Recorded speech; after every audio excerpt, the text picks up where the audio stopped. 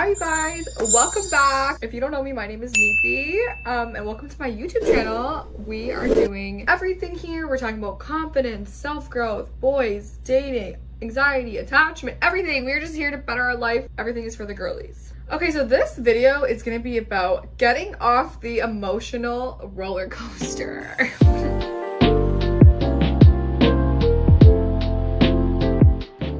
I'm acting like this because, girl, that emotional roller coaster is not fun. And I assume that if you're watching this video, you are literally like, get me the fuck off this roller coaster, because being on an emotional roller coaster in general from any life event, like whether it's just like your family, just lots of things going on in life, your job, your work, your friends, is enough. But you can have like a man put you on this emotional roller coaster. So most of the things I'm going to be talking about in this video is related to dating and like a man putting you on the emotional roller coaster and how we're going to get off of it. Don't worry, we're gonna get you off of it. But obviously, like, these can kind of apply to anything. And so I'm gonna be talking really about when you're really on that like emotional roller coaster with a man where it's like high highs and low lows. Okay, so yeah, so basically getting into it, like when you're with someone, I'm assuming this is somebody you like, someone that you have an attachment to, you can be on an emotional roller coaster with them. And a lot of times this can feel like this like really energizing, adrenaline filled, addicting love, and you're like, whoa, I have never felt like this with someone before. Listen, a lot of times when people say that statement, like, of course when you're madly in love with someone, like, that can be healthy, and you can also say that, but like for me at least, when the first time I said like I've never felt like this about someone, it was because it was like super addicting and not healthy, and I was like on highs of highs with them. And so a lot of times in the beginning and stuff, right, like everything is going good, like this person likes you, like maybe you just started talking, you're seeing each other, everything's going good, like, you know, you're on a fucking high and you're like, oh my god, I've never met someone like this. Until you start getting to the lows. Basically, you're like, oh my god, everything's great, but then maybe he's doing things like not answering you, not replying to your texts, not seeing you, and then you're at these super low lows. And then, oh my god, he replied to my text and now I feel super happy and he wants to see me again, and then like, oh my god, he tells me I'm beautiful.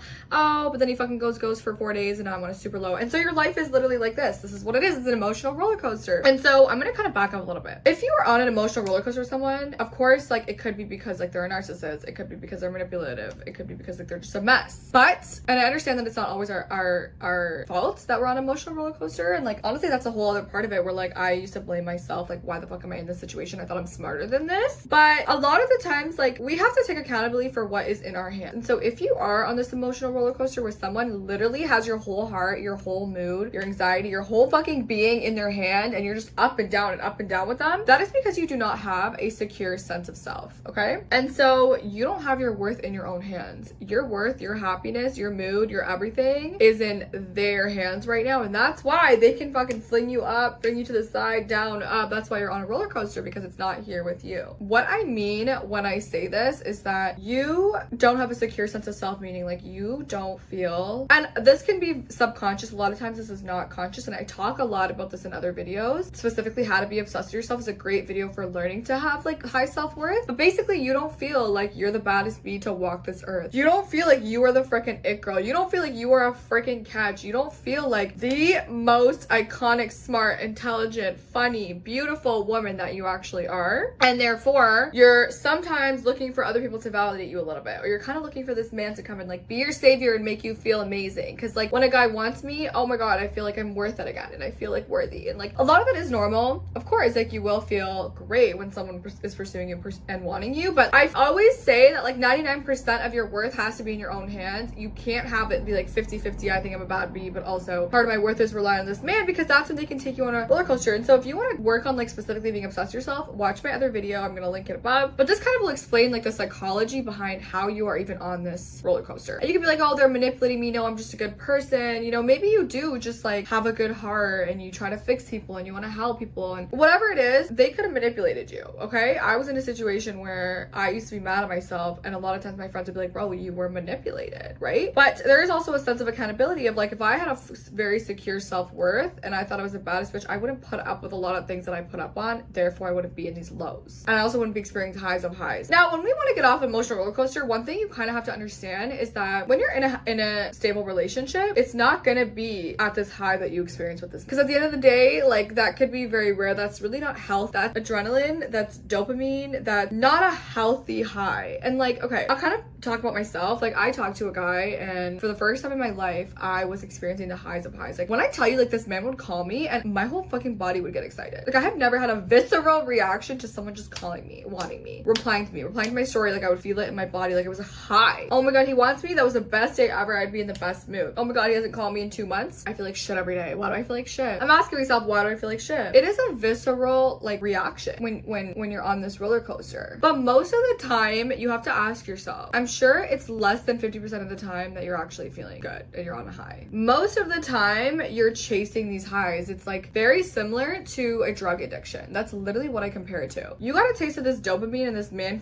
making you feel amazing and making you feel worthy. And a lot of times it's like only a very specific guy. Like not every guy's gonna make you feel like that. It's because you've put them on a pedestal or something, and so you've attached your worth to them, and so they're the ones who are gonna make you feel really, really good. And so it's like an addiction. It's like I got a taste of it and now it's like, oh, I want it again. Okay, he's giving it to me again. Okay, now he hasn't messaged me in 3 days, or he ghosted me. Now I want it really badly. Like I fucking want it. Why do I feel like shit? It's like I'm having withdrawal. Like you're literally having withdrawal. Like, oh my god, he hasn't replied to me. Oh my god, he's not messaging me. He's posting stories and he's not answering my texts, or he's looking at my story and he R-bombed me. And now I feel like shit. Now he doesn't want to see me, and now is he with another girl? You're gonna be on this low, and that's when you're kind of having withdrawal. You're like, no, I want him to want me. I want him to want me. Him wanting you is like the drug. Why? Because him wanting you is making you feel worthy, and you want to feel worthy, and you want to feel that high again. You want to feel wanted a lot of the time. You want to feel pretty, whatever he makes you feel. And so it's really like a drug addiction. One thing I'll explain though is like, so I was also on this cycle, right? And I would feel like absolute shit. Like he would freaking R-bomb me and I would literally not be able to sleep. I would wake up and see that he R-bombed me. I would have a shit day. My whole mood and my whole life, I swear to God, revolved around this man. And the slightest of things, like I became so addicted that it would be like, I would pick up on like, did he like my story or not? Did he view my story and he hasn't answered my text yet? How long is he taking between replies? Like I place my whole entire worth on this because like when you get obsessed, you get obsessed. When you're addicted, you're addicted, right? It's like a freaking crack addict. And then I feel like I met people, and when I was a little younger, I used to think that these were like boring relationships, or like maybe this person isn't exciting me. A stable, healthy relationship, the ones that are actually good for you, like eating actually healthy, it's not gonna give you these high highs, right? A stable man, a good man is not gonna give you these high highs, but it's also not gonna give you these low lows, okay? And so you kind of have to become so fed up with the low lows and feeling like shit every day, and like your whole mood depending on him, and like it being up and down and up and down and up and down, and one day good, one day back, now we're back together, we're not, that you just have to be like, you know what? I don't even need to chase these highs of highs. I just want a stable, happy relationship. Doesn't mean that it's boring. I just want a stable, happy relationship. And so I met a guy at one point where I was like, oh, is this boring or is this just healthy? And like, I think at that point I didn't even understand that like this is just health, because I don't think I had experienced like the lows of lows yet. And now looking back, now that I'm kind of like out of this emotional roller coaster, like I got off of it and I'm detached, you know, I'm sober for men. If you don't know what sober for men is, follow my TikTok. I do a series. I talk about just like learning to love myself and being happy alone. Now that I'm kind of detached, I'm like, you know what? I actually like miss that guy. The one who was more stable and calm and like communicates, and like it wasn't like highs of highs. Like I wasn't like, oh my god, I'm obsessed with him. Oh my god, like I've never felt like this before, but it wasn't also like any lows, like feeling like absolute shit with him, right? The stable, healthy relationship is like what you actually are gonna learn to chase. And I think that that only comes when you become so sick of the lows that this man has put you on. Yeah, once again, so I really feel like the only way to get off of it, as I said, is like withdrawal, is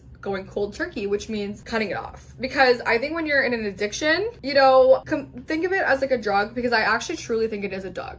It's dopamine. It's a freaking addiction, because I have been there and I've acted in ways that I've never acted, and I like to consider myself a smart, you know, person. And I think it is a drug because it's an addiction to how they make you feel and how good they make you feel and how wanted they make you feel. Like they play with your whole self-concept and your whole self-worth. When you think about if you were addicted to a drug, the doctor isn't gonna tell you, oh, just only do the drug once in a while. Oh, make the drug a friends with benefit. Oh, you know, just answer him less, or oh, just no. The doctor's gonna say that the only way to get off this drug is to go freaking cold turkey, go through the freaking horrible withdrawal period, and then you'll level out and you'll be okay. And when you're on a really toxic cycle, I know that it's so much easier said than done, but the only way you're gonna get off the roller coaster is when you fucking get off. Get off the roller coaster. If you were literally on a freaking roller coaster right now, the only way you can get off is like walk away. A lot of times that means blocking. It means never speaking to that person again. It means completely cutting them out of your life. You're gonna get to a point where this roller coaster feels like absolute shit, that like this person has caused you so much more more negative than positive, that you need to just completely cut them off, and your gut is probably telling you. I feel like if you're here watching this video, this is a sign that your gut is telling you that you need to cut them off, or you're not gonna get off. It's like a drug addict, you know, being like, oh, I'm not gonna do drugs, but then they're hanging out with crackheads all the time. They're hanging out with their friends that are doing drugs all the time, or you're putting drugs right in front of them and being like, don't do it. You're seeing their Instagram stories, or you have them on Instagram, but you're like, don't message them, don't watch them, don't care about them. They're even gonna maybe text you. It's like putting the drug right in front of you, but then you're telling yourself,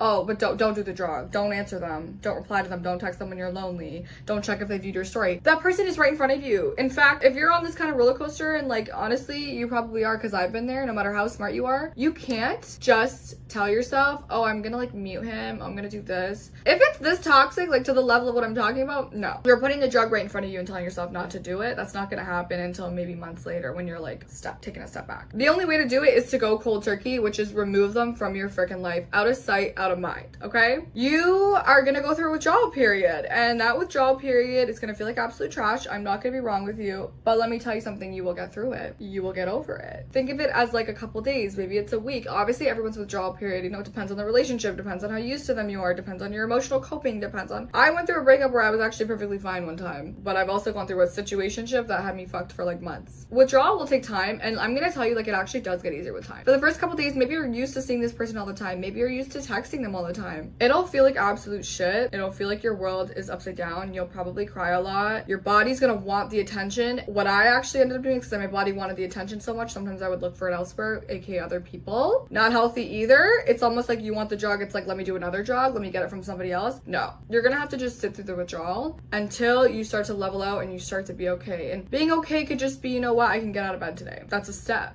That's a step. But you need to go cold turkey. You need to go through the withdrawal, so then you can start healing. You can start learning to be obsessed with yourself. You can start finding your worth. All of these are videos that I have on my YouTube, by the way, so freaking you can watch those YouTube videos to help you start learning to be happy single, start learning why you, start even introspecting on like why you were attracting, why couldn't you get out of this toxic relationship, why couldn't you get off the emotional roller coaster. You can do all of that when you go through the withdrawal period, but you have to be strong. I'm giving you all my strength right now. You have to be strong, and you have to go through the withdrawal period. You have to not text them. You have to go cold turkey. You have to sit with it alone. You have to cry it out. You have to heal it out. You have to do it, and you have to not go back on your word. I think that it's really easy for people to go back on their word, because it's really easy to like follow somebody back. It's really easy to unblock somebody. It's a click of a finger. It's like if I'm addicted to drugs and I just have to click a finger to get the drug. You know how many times I'm gonna think of doing that? Think of it like that. And it's so easy with phones and everything right now. So easy to just go back to that person and feel good again. Oh, let me just call them really quickly and I'll feel like they want me again and I'll feel better. If it's this toxic, when you're stuck on this emotional roller coaster, it's a toxic relationship you can't get out of. Maybe it's been years, maybe it's been months, and like your gut is telling you it's not right for you. Everyone else,